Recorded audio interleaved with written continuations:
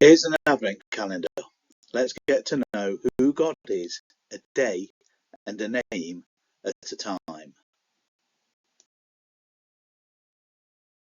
God is Elohay Selichot, the God of forgiveness. In Nehemiah 9 and verse 17 it's recorded, "They refused to obey and did not remember the miracles you had done for them. Instead they became stubborn and appointed a leader to take them back to their slavery in Egypt.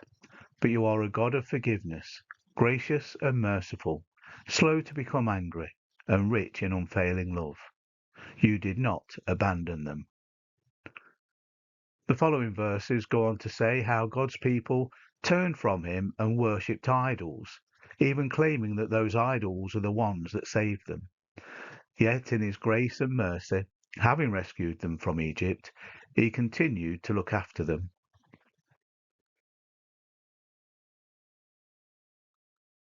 The promise of forgiveness is given to us as well. God is willing to forgive. Instead of being separated from him because of our sin and our own unworthiness, we can go to him and receive mercy and grace. We ourselves and others might be slow to forgive, but forgiveness is part of God's character. It is in his very nature to forgive. God's desire is for all people to receive his forgiveness, but it doesn't come automatically. There was a great price to pay so that we could be forgiven. The prophet Hosea was told to go and marry a lady who would keep leaving him. On one occasion, we read there in the book of Hosea, God told Hosea, "Although Gomer is loved by another man and is an adulteress, go and show your love to your wife again. Love her as the Lord loves the Israelites, though they turn to other gods." Hosea gave the man Gomer was living with 15 shekels of silver and some barley, the price of a slave, to release his wife. She didn't deserve it.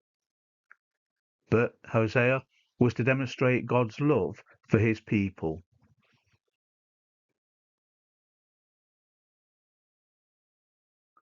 To forgive is not the same as justify or excuse what's been done or even forget. Forgiveness is not even the same as reconciliation. Reconciliation requires that two people who respect each other reunite again. Forgiveness is one person's response to the injustice that someone else has committed against them. You can forgive, but then not be reconciled. Forgiveness allows us to be free of everything you've had to put up with. By forgiving, you recognize the inherent value of the other person. To ask for forgiveness for a bad action is the most powerful way to show our humility and integrity. Nowhere is this greater demonstrated about God being the God of forgiveness than in the story of the prodigal son, who wanted his inheritance, who went away and wasted it all, and yet was welcomed home by his father once he had come to his senses.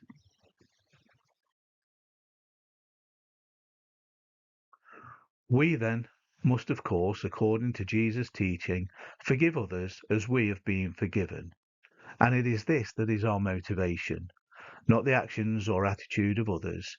We humbly come before God and ask for forgiveness, and he gives it. And then we forgive because our God, the God we serve, is the God of forgiveness.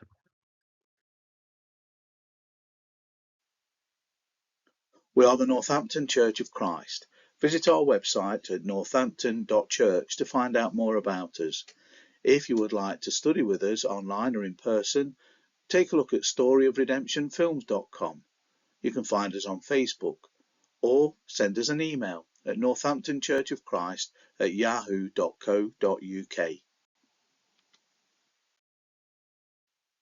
For further thought, why not read about the way God made for us to enjoy a deeper, loving relationship with him through that baby in the manger?